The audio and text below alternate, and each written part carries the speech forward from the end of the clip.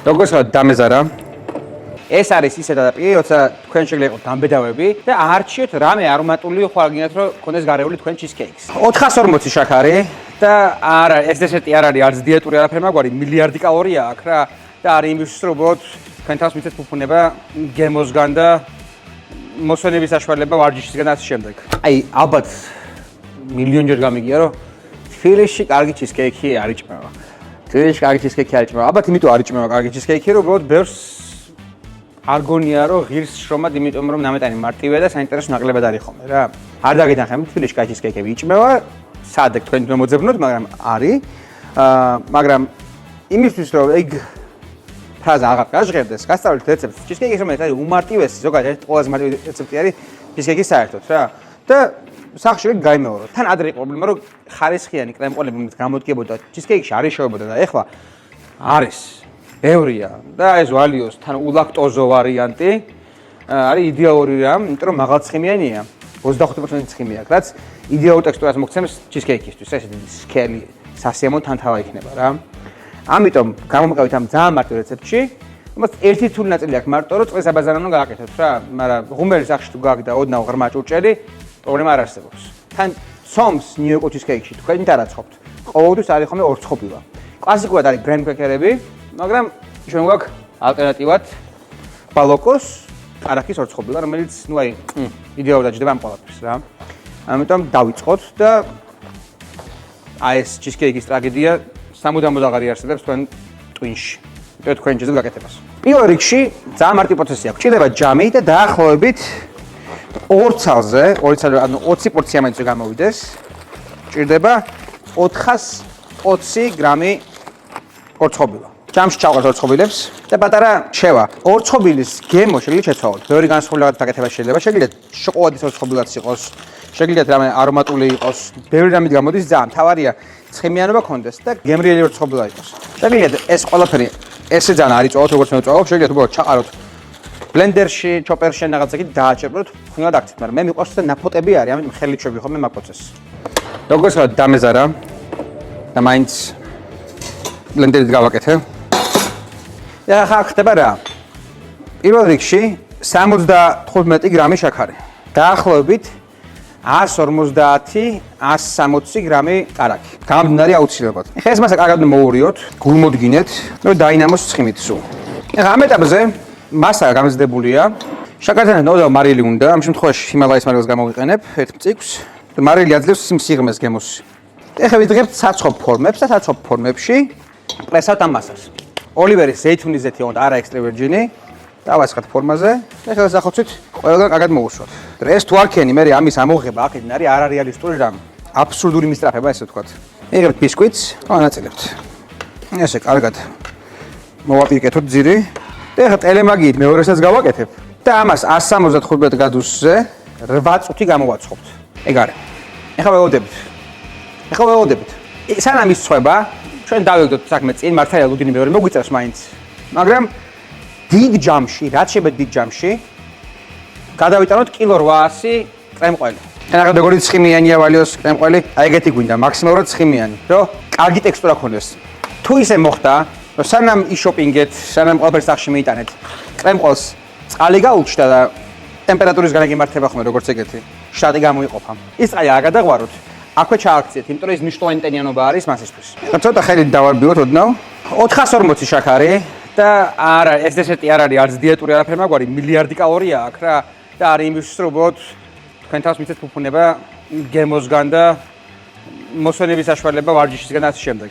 აქ მიდის 8 კვერცხი და 2 კვერცხის გული. ჯერ 2 ჩავაგდებ მარტო და მე ნელ-ნელა დავამატებ საერთოდ კვერცხებს. და მიქსერით დამუშავებ. გავიდა 8 წუთი და გავაგდებთ. გული და კიდე ერთი გული. ამასაში გავერთიანოთ მაღალცხიმიანი არაჟანი დაახლოებით 120 გრამი, 120 გრამ მაღალი ხარისხის მაღალცხიმიანი არაჟანს, რომელსაც ნახავთ პროდუქტში, დავამატოთ 120 გრამი ელვირის 30%-იანი ნაღები. ჩავუშვათ ჩვენ მასაში. აქვე ვანილის ექსტრაქტი, ერთი სუფრის კოვზი, არასრული, ცოტა მარილი და ისევ დამუშავებთ. 40 გრამი სიმინდის სახამებელი. დამუშავებთ. ეს არის ისე დადაპირი, როცა თქვენ შეგიძლია იყოს დამბედავები და არჩიოთ რამე არომატული ხვალ გინდათ რომ გქონდეს გარეული თქვენ cheesecake-ს. თუ გინდათ მაგალითად მოცვის იყოს ანამე კენკრეს შიგნით ჩაასხავთ ექსტრაქტებს, წვენს, არომატულ კომპონენტებს და კარგად მოურევთ და პროცესი უკვე აქედან იგივე არის. და ჩვენ ვიზამთ კლასიკურს. ზემეტი რაღაცების გარეშე რომ მარტივად გაკეთდეს. ეხლა ჩვენ ბისკვიტებს პირველ რიგში გავახო ფოლგაში, იმისთვის რომ წყლის აბაზანაში წყალი არ შევიდეს. ძირზე ფოლგა და გვერდზე ამოვკეცეთ. იღებთ საცხობ ფორმას და შიგნით სანამ წყალს ჩავასხავთ, ჩაუშვებთ გულსარცს. და მოურიოთ. ვიღებთ დუარე წყალს და დაახლოებით სანტიმეტრი ნახევარი თუ დაფაროს, მეტით არა, მთელი ტარა. და დგავთ ღუმელში. პროცესი არის მოთმინების. საათი და 25 წუთი 160 გრადუსზე, წყლის აბაზანზე აუცილებლად. და მერეც რომ მორჩება, ეგრევე არ უნდა გამოაყო და გამოიღო რა. თანთალა უნდა იყოს, უნდა შეამოწმო და რომ მორჩება ეს საათი და 25 წუთი, უნდა გამოაყო ღუმელი და დააცალო რომ ღუმელშივე გაგრილდეს ნელ-ნელა. ისე არ ამოიღო, თორე შანსია რომ დაიბზაროს ან ტექსტურა გაუფუჭდეს. ეხლა იმისთვის რომ კონდეს რამე კლასიკური მოცვის ან კენკრის კონფივით ან კომპოტივით ეს თქვა, ზემოდან მოვასხავთ.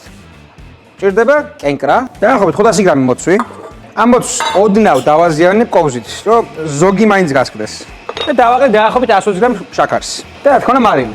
ამას ცოტა ხანი დავეოდებით ახლა რომ შაქარმა წვენები გამოზიდოს მოცვიდან, მოშაქრულს უკვე წარმოვადუღებთ და ვაქცევთ კონფად რა ფაქტიურად. რაც მე მოვასხავთ cheesecake-ს. ეს უკვე მზად არის. ამას გავაცივებთ და იქ მე შესანიშნავი სოუსს. თავარია წყალი არ დაამატოთ არასდროს. გრძელი დღე არის და ცოტა გვეზარება დიდი ხანი ლოდინი რა. იდეაში ეს უკვე გაგრილდა ისე დონეზე რომ წესით აღარ უნდა დაიბზაროს, მაგრამ მაინც მაცივარში მინდა რომ შევაგდო რომ დღესვე შევძლებ დაჭრა. ამიტომ ახლა ამოვიღებ და გავუშვებ მაცივარში. რომ შეხედოთ ზემოდან ტექსტურა იდეალური. და ეს არის კლასიკური თვისება cheesecake-ს უნდა ქონდეს გამომცხვარზე. ხელს ესე რომ გაარტყა, მაინც თანთალებდეს ხოლმე რა. ეს არის ინდიკატორი იმის რომ კარგად გამოცხვა. ზემოდან დაბრაწული, დრო გასული და თანთალა. ეხლა ამას გავუშვებთ მაცივარში, დიდი ალბათობით დასწრება, თუ ვაგნია რომ დასწრეს, დააცალი რომ ბოლომდე გაწევდეს ღუმელში, მაგრამ ნუ ჩვენ გვეჩქარება და მაგიტო ეს მოვიქცევით. არსებობს რამოდენიმე კაბალური შეცდომა, რომელიც არ უნდა დაუშვა cheesecake-ის კეთების დროს. პირველი არის ის, რომ გამოიღო ღუმელიდან იქამდე სანამ გაგროვდება და ეგ ვქენით. და მეორე არის ის, რომ იმავე დღეს ჭამბო, ან მეორე დღეს უნდა დაეღოთ, მაგრამ გადაღება არის, მაგიტო ჩვენ ეხლავე გავხსნით, ცოტა თბილი იქნება შიგნით და ეგეთ გოგონებაში არ შეიძლება დაჭერა, უნდა კარგად გაცივდეს, მაგრამ არა უშავს. თქვენ რო გააკეთებთ ისე როგორც წესი და რიგი არის. ამასობაში ცოტა მოუთავისუფლე გვერდები, რომ ადვილად ამოსული იყო ყალებიდან. კონტურის შესანიშნავი აქვს, დაჭრის დროს დარწმუნდით, რომ დანა სველია ყოველ ჯერზე. ყოველი ჭრილობის დროს. თუ ეგრე არ ქენით, უეჭველი, აი გარანტიას ვაძლევ, რომ საშინელება მოხდება და რაღაც უაზრობა ფორმას მიიღებთ. ჩვენი მოცვის კონფი და ცოტა ბისკვიტის კრამბლი რაც მორჩა. ეს არის cheesecake. თელი მუღამი ის არის, რომ სასიამოვნო კრემიანი ტიპი უნდა იყოს და ადვილად უნდა იხსნებოდეს აქედან, ესე. მოხსნით. ეს უნდა ხრებოდეს. მეტად იშლებოდეს ეგრევე. ეს არ არის რაღაც უცხო დესერტი, ეს არის დესერტი, რომელიც ძალიან კლასიკურია და თითქმის ყველას მისდევს პროფესიონალური განათლება კულინარიაში, მაგრამ რაღაცას ხშირად აკეთებს ხოლმე. კაია,